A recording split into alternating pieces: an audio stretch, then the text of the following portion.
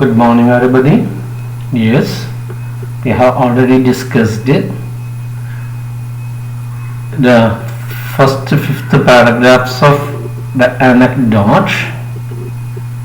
Today, we are going to discuss the next four paragraphs. In it, you will get the answers for the assignments and then all these things. Shall we move on? Right, yes? You remember the first part of the anecdote. What's the name of that anecdote? The best investment I ever made. Who is the writer? A.J. Cronin. What was it about? Its theme, the theme it is about how the author's act of kindness transformed a man's life. എങ്ങനെയാണ് അദ്ദേഹത്തിൻ്റെ ഒരു ദയാപരമായ പ്രവൃത്തി ഒരു മനുഷ്യന്റെ ജീവിതത്തെ മറിച്ചത്, അതായത് പരിവർത്തിപ്പിച്ചത് എന്നാണ്. അതറിയാലോ. Who are the characters? You please try to bring the answers in your mind. Where does it take place? Why did Cronin give no sign of noticing the stranger? What might have made him change his attitude in the following day? What's Cronin's view about the character of the man? Has the visiting hour reminded him anything? I don't know. Very good. Sometimes you might have got all the answers. Anyhow, we can have a recap of what we have discussed. Right, yes? See, ഈ ഭാഗം ഇങ്ങനെ കാണിക്കുന്നത് എന്തിനാന്ന് പറഞ്ഞാൽ ഒരുപാട് വട്ടം നമ്മളിങ്ങനെ കാണുമ്പോൾ സ്വാഭാവികമായിട്ട് നമ്മൾ പഠിക്കുന്നതോടുകൂടി ആ കഥ പൂർണ്ണമായിട്ട് നമ്മളെ തലയിലുണ്ട്. അതിനു വേണ്ടിയിട്ട് അതിങ്ങനെ ചെയ്യണത് കേട്ടോ. വായിച്ചു നോക്കാം നമുക്ക്. On the second day of his voyage, the narrator noticed one of his fellow passengers watching him closely. Since he was not interested in a talk with him at that time, and he wanted to rest, he ignored him. He was in his early 40s, rather short in build, with a fair complexion and clear blue eyes. He appeared to be a serious and reserved man. He saw the man once again the next day watching from his deck chair with his wife. He learned from his steward that they were Mr. and Mrs. Jonas from a small suburb of London. He felt that Mr. John was too shy to approach him. However, on the final day of voyage, urged by his wife, he approached the narrator. He gave the narrator his visiting card to help him to identify him, but the narrator couldn't. Their visit was actually to inspect many of the summer recreational camps for the young people in New England states.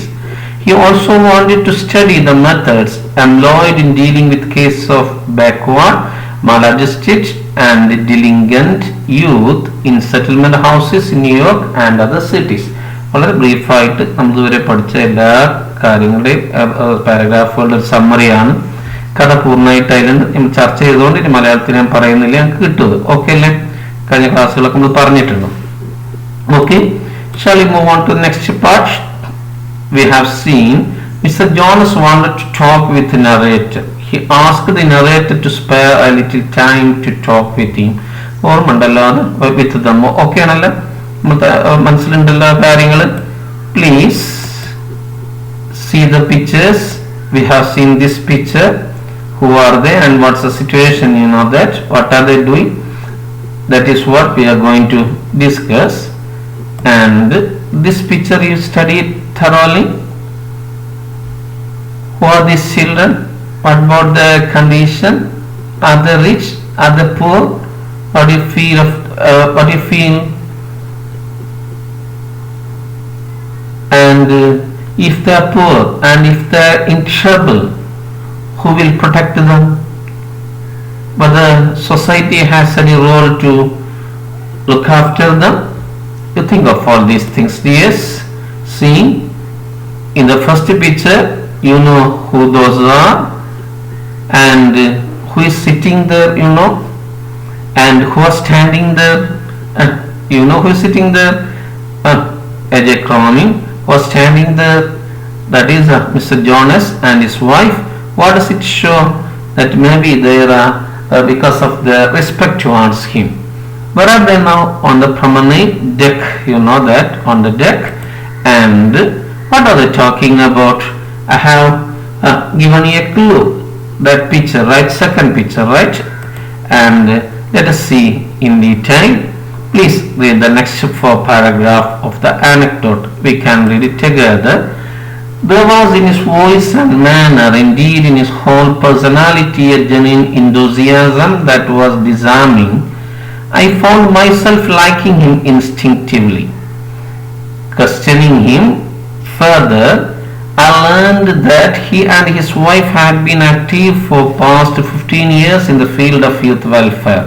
He was by profession a solicitor, but in addition to his practice at the courts, found time to act as director of a charitable organization devoted to the care of boys and girls, mostly from city slums, who had fallen under the ban of the law.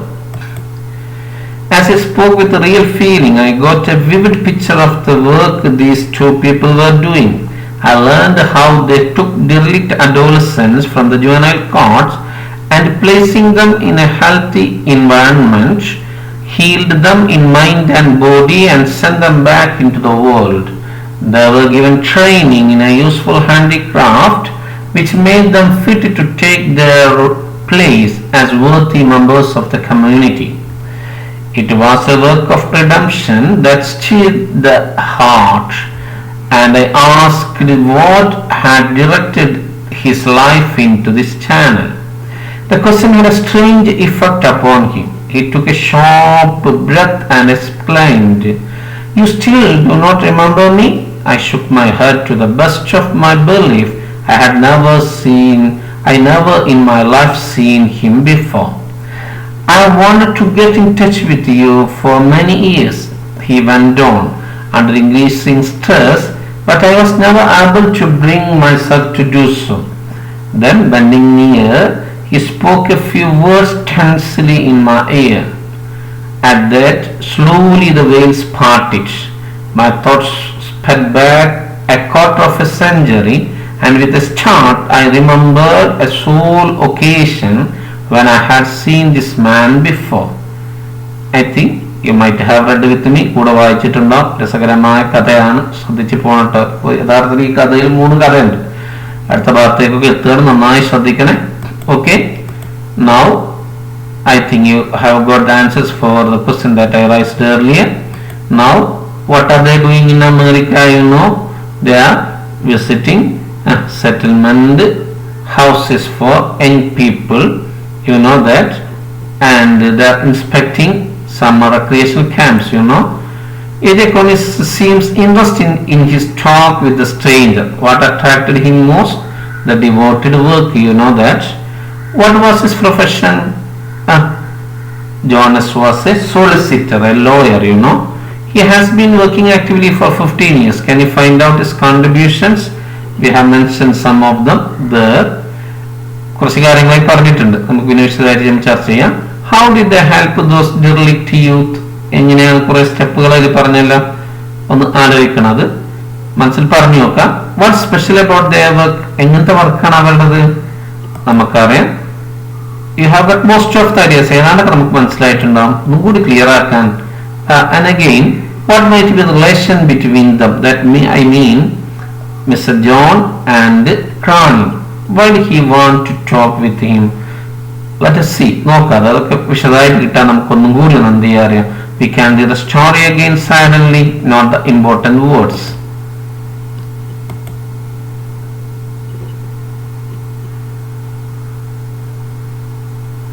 Okay, yes. Now see it. How was his speech? It was with real feeling, you know, and there was a genuine enthusiasm, and that's why what was its result or effect or impact?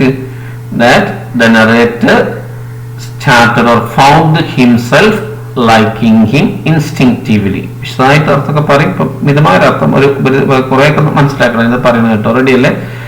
Then What the narrator do? The narrator questioned him more or asked him more questions. Then what could he learn? And that is, Mr. John and his wife had been active for the 15 years in the field of youth welfare. What was he? He was a solicitor, and besides that, he was acting as the director of a charitable organization devoted to the care of boys and girls. Where were those boys and girls, or where were they from? They were from city slums. And what was their condition? They had fallen under the ban of the law. Right? Now, see, when he started speaking with real feeling, what could the narrator get, or what did the narrator get? He got the vivid picture of the work those two people were doing, that Mr. John and Miss John were doing. And how did they help the poor or the young people? How did they help the derelict children?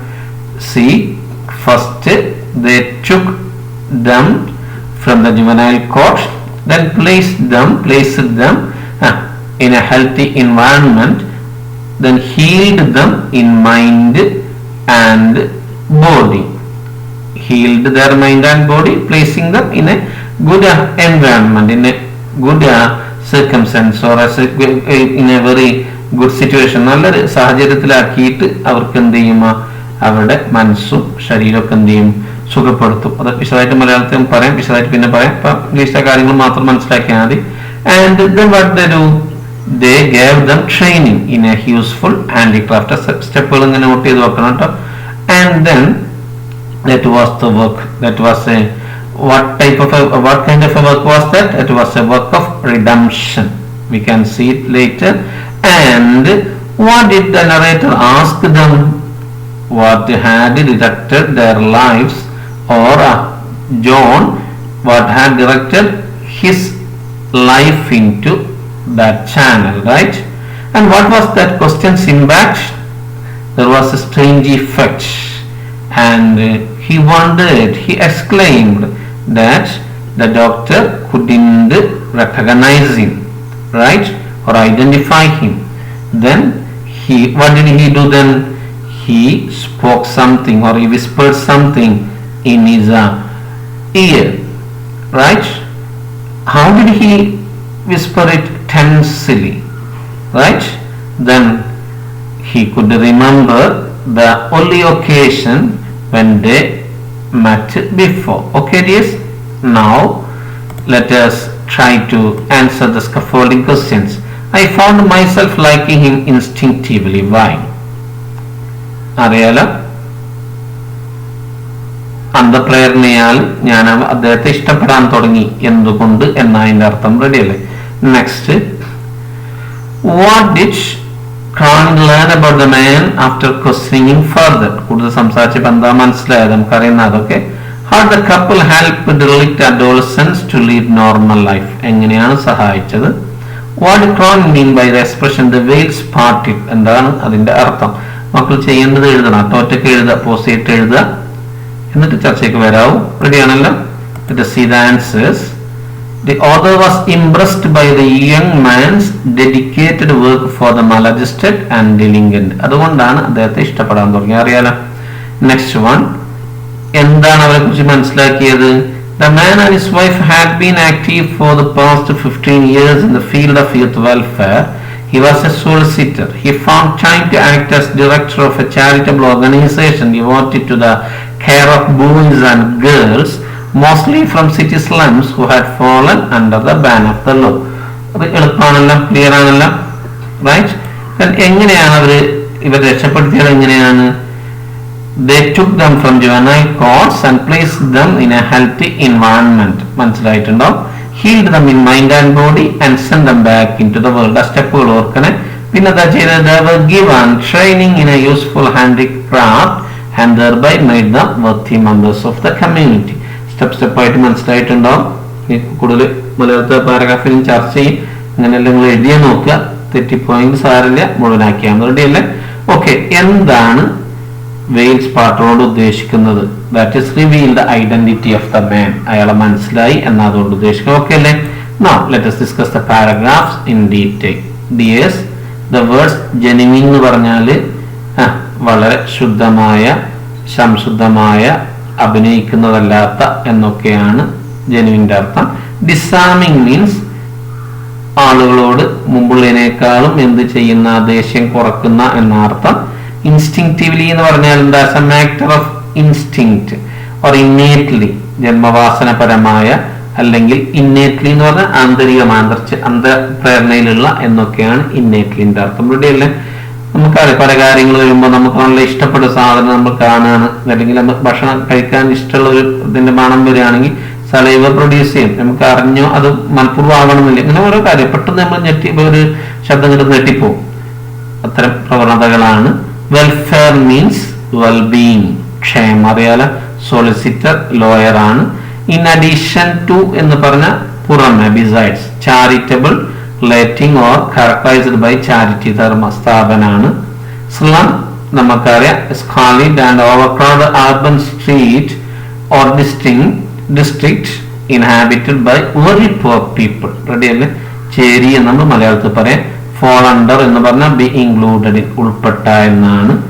Ready അല്ലേ? ഇതാണ് slum. വളരെ ദയനീയമാണ് അവിടുത്തെ കാഴ്ച. ചേരികൾ നമുക്കറിയാം solicitor ആണ്. Clear അല്ലേ? Okay. Now let us discuss it in detail. There was in his voice and manner, അദ്ദേഹത്തിന്റെ ശബ്ദത്തിലും രീതികളിലും, indeed in his whole personality, തീർച്ചയായും അദ്ദേഹത്തിന്റെ ഏത് തന്നെ മൊത്തത്തിലുള്ള അദ്ദേഹത്തിന്റെ വ്യക്തിത്വത്തില്, there was a genuine enthusiasm, വളരെ സംശുദ്ധമായ ഒരു ഇതുണ്ടായിരുന്നു, ഉത്സാഹം ഉണ്ടായിരുന്നു. പ്യുവറായ, നേരുള്ള, നേച്ചുറലായ ഒരു എന്തുണ്ടായിരുന്നു? ഉത്സാഹം ഉണ്ടായിരുന്നു. That was disarming. അതുകൊണ്ട് തന്നെ അദ്ദേഹത്തോട് കൂടുതൽ ദേഷ്യം കുറഞ്ഞ് അദ്ദേഹത്തെ അടുക്കാൻ തുടങ്ങി എന്നതിൻ്റെ അർത്ഥം. I found myself liking him instinctively. ഞാൻ അറിയാതെ അദ്ദേഹത്തെ ഇഷ്ടപ്പെടാൻ തുടങ്ങി. അത് മനഃപൂർവ്വമല്ല, എന്നാൽ ഇൻസ്റ്റിങ്ക്റ്റീവിനോട് ഉദ്ദേശിക്കുന്നത് അവർ അത്രയും നല്ല പ്രവർത്തനങ്ങൾ അവർ കാഴ്ചവെക്കുന്നു. അപ്പൊ നമ്മൾ അറിയാതെ തന്നെ എന്ത് ചെയ്തു? അദ്ദേഹത്തെ ഇഷ്ടപ്പെടാൻ തുടങ്ങി. Questioning him further, I learned that he and his wife had been active for the past 15 years in the field of youth welfare. കൂടുതൽ സംസാരിച്ചപ്പോൾ എന്താ മനസ്സിലായത്? ഇവര് 15 വർഷത്തോളായി യുവജനങ്ങളുടെ ക്ഷേമത്തില്, കുട്ടികളുടെ ക്ഷേമത്തിന് വേണ്ടി പ്രവർത്തിച്ചുകൊണ്ടിരിക്കുകയാണ് മനസ്സിലായി. He was by profession a solicitor. അദ്ദേഹത്തിന്റെ ജോലി എന്താണ്? വക്കീലാണ്. But in addition to his practice at the court, found time to act as a director of charitable organization devoted to care of boys and girls. അതിന് പുറമെ കോർട്ടിലെ ഏതിന് പുറമെ, ആ പ്രാക്ടീസിന് പുറമെ അദ്ദേഹം ആൺകുട്ടികളുടെയും പെൺകുട്ടികളെയും ശ്രദ്ധിക്കുന്നതിന് വേണ്ടി ഉള്ള ഒരു ധർമ്മസ്ഥാപനത്തിലെ ധർമ്മ സംഘടനയുടെ ഏതായിരുന്നു? ഒരു ധർമ്മ സംഘടനയുടെ ഏതായിരുന്നു? പിന്നെ ഡയറക്ടറുമായിരുന്നു. ഈ കുട്ടികൾ എവിടുന്ന് വന്നതാണ്? Mostly from city slums. എവിടുന്ന് വന്നതാണ്? പിന്നെ പട്ടണത്തിലെ ചേരിയിൽ നിന്നുള്ള കുട്ടികളാണ്. അവരെ പ്രത്യേകം നേരത്തെ പറഞ്ഞു, അവിടെ പാവത്തുങ്ങളാണ്, മാത്രമല്ല വൾണറബിൾ ആയിരിക്കും. അവിടെ രക്ഷിതാക്കളന്മാരുടെ പോലെ ശ്രദ്ധിക്കാൻ കഴിയാത്തതുകൊണ്ട് അവർ ഡെലിംഗന്റ് ആയിരിക്കും. നമ്മൾ പഠിച്ചിട്ടുണ്ട്, ഡിലിംഗന്റ് ആയിരിക്കും എന്നൊക്കെ നമ്മൾ പഠിച്ചിട്ടുണ്ട്. റെഡിയല്ലേ? Who had fallen under the ban of law, നിയമനിഷേധത്തിൽ ഉൾപ്പെട്ട എന്ന അർത്ഥം. അതിന്റെ പേരിൽ പലപ്പോഴും അവരെന്ത് ചെയ്യാറുണ്ട്? ശിക്ഷിക്കപ്പെടാറുണ്ട്. ഓക്കെ ആണല്ലേ? Now clear this. Now next one, see the words vivid, clear, derelict, in a bad condition, handicraft, craft that is a skillful hand, കരകൗശലാണ്. പിന്നെ worthy, പറ്റിയ എന്ന അർത്ഥം. മീനിങ് നോക്കണം. റിഡംഷൻ എന്ന് പറഞ്ഞാൽ a state of being saved from power of evil, വൃത്തികേടിൽ നിന്ന് അല്ലെങ്കിൽ ആ തിന്മയിൽ നിന്ന് മോചിപ്പിക്കുന്ന ഒരവസ്ഥയാണ്. മോക്ഷം എന്നൊക്കെ സെൻസിൽ മോചനം നൽകുന്നതിനാണ്. സ്ട്രെസ് എന്ന് പറഞ്ഞാൽ എന്താണ്? മാനസികമായ പിരിമുറുക്കാണ്. ടെൻസിലി എന്ന് പറഞ്ഞാൽ വിത്ത് ഇമോഷണൽ പ്രഷറാണ്. നമുക്കറിയാം, വളരെ സംഘർഷത്തോടു കൂടി എന്നതിൻ്റെ അർത്ഥം. വെയിൽ എന്ന് പറഞ്ഞ നേരർത്ഥം മറക്കുന്നത്, കവർ എന്നാണ്. സ്റ്റാർട്ട് ഇവിടുത്തെ അർത്ഥം നൗണാകുമ്പോൾ അതിന്റെ അർത്ഥം ഞെട്ടലിനാണ് സ്റ്റാർട്ട് എന്ന് പറയാം. സോൾ ഒള്ളി എന്നാണ് അർത്ഥം. ഇവിടെ ഹാൻഡിക്രാഫ്റ്റ് നമുക്കറിയുന്നതാണ്. നൗ പെട്ടെന്ന് പറയാൻ സിമ്പിൾ ആണ്. As he spoke with real feeling, ആത്മാർത്ഥമായിട്ട് അദ്ദേഹം സംസാരിച്ചപ്പോൾ, I got a vivid picture of the work these two people were doing. ഈ he got a clear picture of the work of those two people. അവരുടെ പിന്നെ അവരെന്താണോ ചെയ്യുന്നത് അതിനെക്കുറിച്ച് കൃത്യമായൊരു രൂപം അദ്ദേഹത്തിന് കിട്ടി. അതെന്താണ് ചെയ്തത്? I learned how they took the റിലീറ്റ് adolescence from juvenile court. ആദ്യം എന്താ ചെയ്യുക? കുട്ടികളുടെ കോടതിയിൽ വരെ ശിക്ഷിക്കപ്പെടുന്ന കോടതിയിൽ നിന്ന് വളരെ പരിതാപകരമായ അവസ്ഥയിലുള്ള കൗമാരക്കാരെ അവിടുന്ന് അവരെ ഏറ്റെടുക്കും. റെഡി അല്ലേ? എന്നിട്ട് എന്താ ചെയ്യുക? Placing them in healthy environment, heal them in mind and body. കൃത്യമായി തിരിച്ചാ പറഞ്ഞത് കേട്ടോ. Healed them in mind and body എങ്ങനെ? Placing them in a healthy environment, അതായത് നല്ല ഒരു ചുറ്റുപാടിൽ അവരെ കൊണ്ടാക്കിയിട്ട് അവരെ ശരീരത്തിലും മനസ്സിനും മുറിവുകൾ അല്ലെങ്കിൽ ശരീരത്തിനും മനസ്സിനും സുഖപ്പെടുത്തും. എന്നിട്ട് എന്താ ചെയ്യുക? Send dum back in the world, നേരെ അവർ പുറലോകത്തേക്കിന്റെയും തിരിച്ചയക്കാം. നമ്മൾ ശ്രദ്ധിക്കേണ്ട ഒരു കാര്യം, ഒരാൾ കേടുവന്നു പോകുന്നതിൽ വളരെ പ്രധാനപ്പെട്ട ഒരു കാര്യമാണ് എൻവയൺമെന്റ്, അവന്റെ ചുറ്റുപാട്. അതിൽ നമ്മൾ സുഹൃത്തുക്കള്, കാര്യങ്ങൾ, മറ്റു സംവിധാനങ്ങള്, മൊബൈല്, ഇമാതിരി കാര്യങ്ങളൊക്കെ അതിൽ പെടും. റെഡി അല്ലേ? ട്രെയിനിങ് ഇൻ യൂസ്ഫുൾ ഹാൻഡിക്രാഫ്റ്റ്, ഏതെങ്കിലും ഒരു ഹാൻഡിക്രാഫ്റ്റ് അവർക്ക് ട്രെയിനിങ് കൊടുക്കും. which made them fit take their place as worthy members of the community. സമുദായത്തിലെ അല്ലെ സമൂഹത്തിലെ അതിന് പറ്റിയ അതിന് യോജിച്ച പൗരന്മാരായിട്ട് മാറാൻ അല്ലെങ്കിൽ അംഗങ്ങളായിട്ട് മാറാൻ അവർക്കത് സഹായകം എന്ന് പറഞ്ഞാൽ നമുക്ക് ഫിനാൻഷ്യലി ബി സെൽഫ് സഫിഷ്യന്റ്, സാമ്പത്തികമായിട്ട് അവർക്ക് സ്വന്തം നിലനിൽക്കാൻ പറ്റും. അതുകൊണ്ട് തന്നെ അവർക്കൊരു മൂല്യം ഉണ്ടാവും, അവരെ ആളുകൾ അംഗീകരിക്കും. റെഡി അല്ലേ? It was a work of redemption that steered the heart. മനസ്സിനെ വല്ലാതെ സ്വാധീനിച്ച ഒരു വല്ലാത്ത ഒരു മോചനത്തിന്റെ ഒരു വഴിയായിരുന്നു അത്. റെഡി അല്ലേ? ഒരു തിരിച്ചു കൊണ്ടുവരുന്നതിന്റെ ഒരു വഴിയായിരുന്നു. വളരെ വഴിപോയ കുട്ടികളൊക്കെ എന്ത് ചെയ്യുക? അദ്ദേഹം ഇങ്ങനെ നല്ല മാർഗത്തിലേക്ക് കൊണ്ടുവരുമായിരുന്നു. I asked what had directed his life into this channel, into his path. ഈ വഴിയിലേക്ക്, ഈ രീതിയിലേക്ക് എങ്ങനെയാണ് അദ്ദേഹത്തിന്റെ ജീവിതം തിരിഞ്ഞെന്ന് അദ്ദേഹം ചോദിച്ചപ്പോ the question had a strange effect upon him. വല്ലാത്തൊരു ഇഫക്റ്റ് ഉണ്ടായത് ആ ചോദ്യത്തിന്. എന്താ കാരണം? he took a sharp breath, ഒരു ദീർഘമായ ഒച്ചയോടുകൂടിയ, ലൗഡ് ആവണം, ലോങ് ആവും, പിന്നെ ലൗഡും ലോങ്ങും ആയ ശബ്ദത്തോടു കൂടിയുള്ള കുറച്ച് നീണ്ട ശ്വാസത്തിനാണ് നമ്മൾ എന്ത് പറയാ? ഷാർപ്പ് എന്ന് പറയല്ലേ? എന്നിട്ട് എക്സ്ക്ലെയിം, അത് അത്ഭുതത്തോടു കൂടി പറയാം, you still do not remember me? ഇപ്പൊ ഓർമ്മല്ലേ നിങ്ങൾക്ക്? I shook my head. I nod in my head എന്ന് പറയാം എസ് എന്ന് പറഞ്ഞതാണ്. ഐ ഷുക്ക് മൈ ഹെഡ് എന്ന് പറഞ്ഞാൽ നോ എന്ന് പറഞ്ഞു എന്ന അർത്ഥം അറിയാലോ. To the best of my belief I had never in my life seen him before. അദ്ദേഹത്തിന്റെ വിശ്വാസത്തിൽ മുമ്പ് കണ്ടിട്ടുണ്ടായിരുന്നില്ല. I have wanted to get in touch with you. Get in touch with എന്ന കോണ്ടാക്ട് അവരോട് ബന്ധപ്പെടുക എന്നാണ്. കീപ് ഇൻ ടച്ച് വിത്ത് എന്നൊക്കെ നമ്മൾ പറയും അവസാനം പിരിഞ്ഞു പോകുന്ന സമയത്ത്. ബന്ധപ്പെടുക എന്നാണ്. കൊല്ലങ്ങളായി ഞാൻ എന്ത് ചെയ്യാൻ ശ്രമിക്കുന്നു, നിങ്ങളായിട്ട് ബന്ധപ്പെടാൻ ശ്രമിക്കുന്നുണ്ട്. He went on, he continued under increase in stress, വളരെ സമ്മർദ്ദത്തോടു കൂടി. റെഡി അല്ലേ? But I was never able to bring myself to, so എനിക്കാണ് ബന്ധപ്പെടാൻ കഴിഞ്ഞിട്ടില്ല. അറിയാലോ. Then bending near he spoke a few words tensely in my ear. ഇങ്ങനെ വളഞ്ഞു നിന്നിട്ട്, കുഞ്ഞു നിന്നിട്ട് ചെവിയിൽ വളരെ സംഘർഷത്തോടു കൂടി എന്ത് ചെയ്ത് എന്തോന്ന് കാര്യങ്ങൾ പറഞ്ഞു. At that time slowly the veils parted. അപ്പം അദ്ദേഹത്തിന് ഇയാളെ തിരിച്ചറിയാൻ കഴിഞ്ഞു. റെഡി അല്ലേ? My thoughts sped back. Speed sped അറിയാലോ, പിന്നോട്ട് പോയി എന്നാണ്. അത് ഏതാണ്ട് കാർ സെഞ്ചുറി എന്ന് പറഞ്ഞാൽ എത്രയായി? 25 വർഷം പിന്നോട്ട് പോയി. ആൻഡ് വിത്ത് സ്റ്റാർട്ട്, ഞെട്ടലോടുകൂടി. ഞെട്ടാണ് സ്റ്റാർട്ട് എന്ന് പറഞ്ഞാൽ I remember sole occasion when I had seen this man before. ഇയാളെ കണ്ട ഒരേ ഒരു അവസരം അദ്ദേഹം ഓർത്തു എന്ന അർത്ഥം. ക്ലിയർ അല്ല മക്കളെ? ഈസി ആണല്ല? Now this is the summary of the part that we have discussed today. Simple. Then he told the narrator that he was a solicitor by profession and was a director of a charitable organization devoted to the care of derelict adolescents. From the conversation, the narrator learned how they rehabilitate പുനരധിവസിപ്പിക്കുക എന്ന് English വാക്കാണ് റീഹാബിലിറ്റേറ്റഡ്. അറിയാലോ, such adolescents. The narrator wanted to know why he was attracted to social work. Then with great surprise he said something in the narrator's ears. The narrator could remember what happened before 25 years. ഇപ്പൊ നമ്മൾ ആ തുടക്കത്തിൽ പറഞ്ഞ ആ സംഗതി ഇതും കൂടിയാ ഇതുവരെയുള്ള കഥന്റെ ഫുള്ള് സമ്മറി ആയി. റെഡി അല്ലേ? Okay. Now discourse Mr. and Mrs. John have been doing a lot of work in America. Prepare a news report of the commendable service by them. News റിപ്പോർട്ടാണ്, നമുക്കറിയാം. എഴുതി നോക്കണം ആദ്യം, എന്നിട്ട് ഇത് ഒത്തു നോക്കുക. ഒരു ഹെഡ്ലൈൻ വേണം, അതുപോലെ തന്നെ ഡേറ്റ് ലൈനും പ്ലേസ് ലൈനും വേണം. ഇതിന് വിശദീകരിക്കുന്ന ഒരു ലീഡ് വേണം. അതിനുശേഷം അതിന്റെ ഡീറ്റെയിൽസ് കൊടുക്കണം. അതിന് ആദ്യത്തെ ഹൂ, വെന്ന്, വേറ്, ഹൂ വേണം, വെന്ന് വേണം, വേറ് വേണം. അതുപോലെ തന്നെ ചെറിയ രൂപത്തിൽ ഹൗ നമ്മൾ പറയേണ്ടി വരും. അതുപോലെ പിന്നെ ടൈം വേണം.